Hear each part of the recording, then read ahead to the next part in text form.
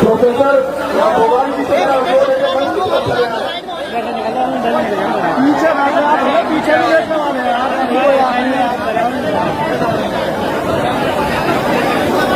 भैया बात माना। अब तो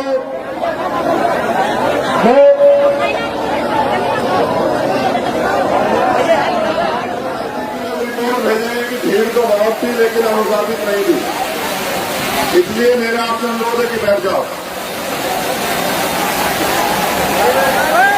1 मिनट का समय आप लोगों को अगर बैठ जाओगे तो बहुत अच्छा होगा। आप लोग भी बैठ जाओगे।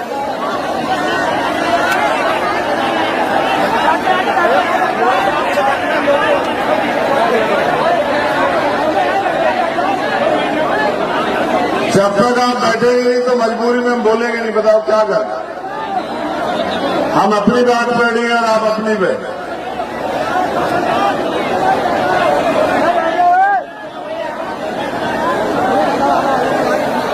करता हूं यहां पहुंचे हर एक उस शख्स का, हमारी बहनों का, माओ का, बुजुर्गों का, नौजवानों का, युवा साथियों का, जिन लोगों ने अपना तन मन धन लगा के इतना अच्छा ऐतिहासिक प्रोग्राम जो है बिलारी की धरती पे कराया, उनके साथ साथ यहां जो आयोजक कमेटी है, सिकंदर बोस जी, कपिल आजाद जी, विनीत कुमार जी, विजय कुमार पुष्कर जी, प्रभात सिंघम जी और राम निवास जी, और इनके साथ जितने भी भीम आर्मी आजाद समाज पार्टी के समर्पित कार्यकर्ता जिन्होंने मेहनत की है, मैं उनका भी धन्यवाद करता हूं। जब मैं घर से चला था तो मैं सोच रहा था कि मौसम इतना बिगड़ा हुआ है, ऐसा ना हो मुरादाबाद के लोग घर वापस चले जाएं। लेकिन जैसे जैसे मैं आगे बढ़ता गया, आपकी संख्या भी बढ़ती गई, और जब मैं यहां पहुंचा तो मैं ये कह सकता हूं कि कोई भी आंधी तूफान आपका रास्ता नहीं रोक सकती अगर आपने कोई चीज तय कर लिया तो बहुजन समाज में समय समय पर जन्मे सभी संतों, गुरुओं, महापुरुषों को नमन करते हुए परम पूजनीय महामानव तथागत बुद्ध संत शिरोमणि सदगुरु रविदास जी महाराज, भगवान वाल्मीकि महाराज, गुरु नानक देव, संत कबीर और इस आजाद भारत को संविधान देने वाले विश्व रत्न डॉक्टर बाबा साहब अम्बेडकर, छत्रपति साहू जी महाराज, राष्ट्रपिता ज्योतिबा फूले, महामना रामस्वरूप वर्मा, बाबू जगदेव प्रसाद कुशवाहा, जननायक कपूरी ठाकुर और मेरे रहबर, मेरे गुरु, मेरे आदर्श मान्यवर साहब श्री काशीराम जी को नमन करते हुए आज के ऐतिहासिक सभा और आपकी ये संख्या ये बता रही है कि उत्तर प्रदेश की हवा बदल रही है। उत्तर प्रदेश का बहुजन समाज अब अंगड़ाई ले रहा है और वो गुलामी के बेड़े को काटने के लिए तैयार है। मैं लंबे समय से पूरे भारत के भ्रमण पे हूं और जहां भी अन्याय अत्याचार होता है वहां जा जाके मैं प्रयास करता हूं कि उस परिवार को न्याय मिल सके। लेकिन मैंने उत्तर प्रदेश के साथियों को जिम्मेदारी दी थी कि माह सितंबर तक आप अपने संगठन का निर्माण कर लो। अपना संगठन बूथ, ब्लॉक, विधानसभा, जिला, मंडल, संभाग और प्रदेश का मजबूत कर लो। जब आपका संगठन मजबूत हो जाएगा तब उसके बाद उत्तर प्रदेश की निकम्मी सरकार को सबक सिखाने के लिए हम लोग रोड पे उतरेंगे। और जिस दिन हम लोग रोड पे उतरेंगे उस दिन ये सोई भी गूंगी बहरी सरकार जाग जाएगी और जो अन्याय अत्याचार कमजोर वर्ग के लोगों को, जो अन्याय अत्याचार SC, ST, OBC, माइनॉरिटी महिलाओं पर प्रदेश में हो रहा है, उन एक एक अन्याय अत्याचार का हिसाब इस गूंगी बहरी सरकार से हम लोग मांगने का काम करेंगे। और मुझे लगता है कि माह सितंबर खत्म होने से पहले आप लोगों ने कमर कस ली है और मुरादाबाद की सरजमी ऐलान कर रही है कि उत्तर प्रदेश की सरकार अब चेत जाए, उत्तर प्रदेश की गंदी बहरी सरकार अब समझ जाए। अगर अब उनकी सरकार में कमजोर वर्ग के लोगों पर अन्य अत्याचार होते हैं तो उसका जवाब देने के लिए भीम आर्मी आजाद समाज पार्टी सड़क से लेकर सदन तक जो है चक्का जाम करने का काम करेगी। यही ऐलान करने के लिए आज एक जनसमूह यहां उपस्थित है। साथियों,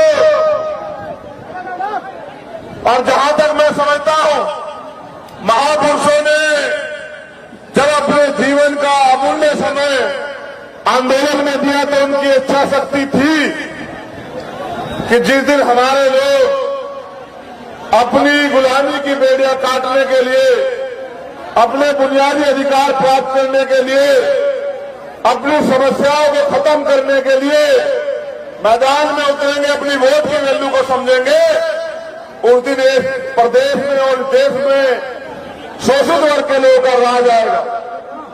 आज इस डबल इंजन की सरकार में जो उत्तर प्रदेश में भी है और केंद्र में भी कमजोर वर्ग के लोग और ज्यादा कमजोर हुए, उनके साथ जुल्म जाति में अत्याचार बढ़ा है।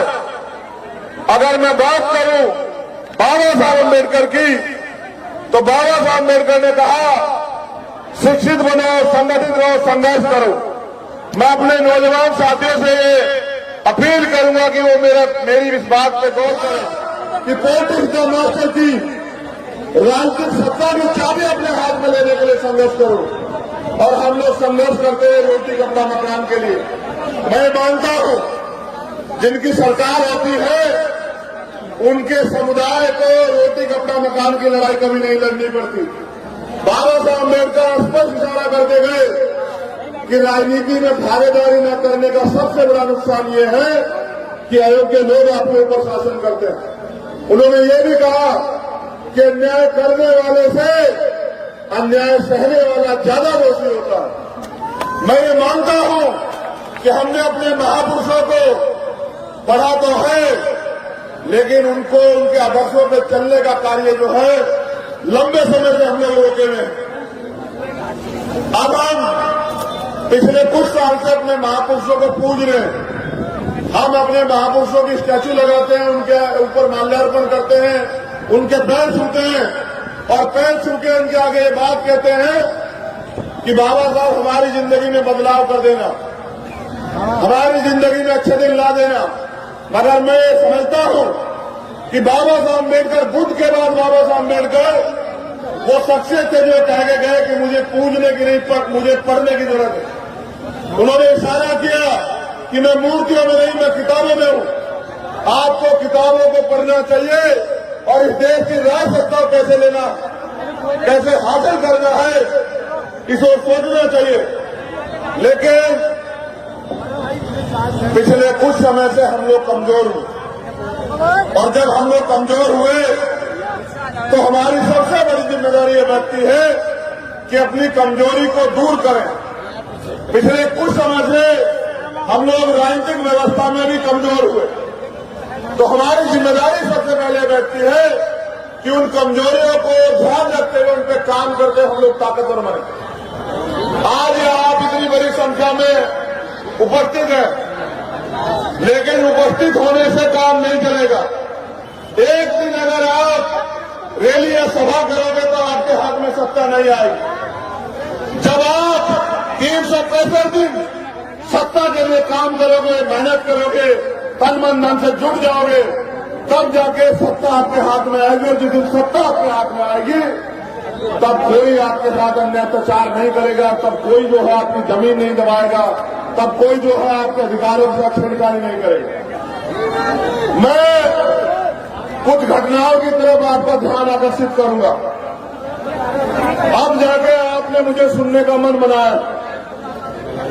मैं जब देख रहा हूं तो मेरे चारों तरफ, चाहे आगे हो या पीछे, दाएं हो या बाएं, दीवार पे हो या कुर्सियों पे या मकानों पे, चारों तरफ लोग बैठे हुए हैं। जितने जिम्मेदार लोग मंच पर हैं उतने ही जिम्मेदार लोग सामने भी बैठे हैं, लेकिन उनसे ज्यादा जिम्मेदार वो है जो पिछले 5-6 घंटे से अपनी कुर्सी नहीं छोड़ी, जिन्होंने अपनी कुर्सी को कब्जा कर रखा।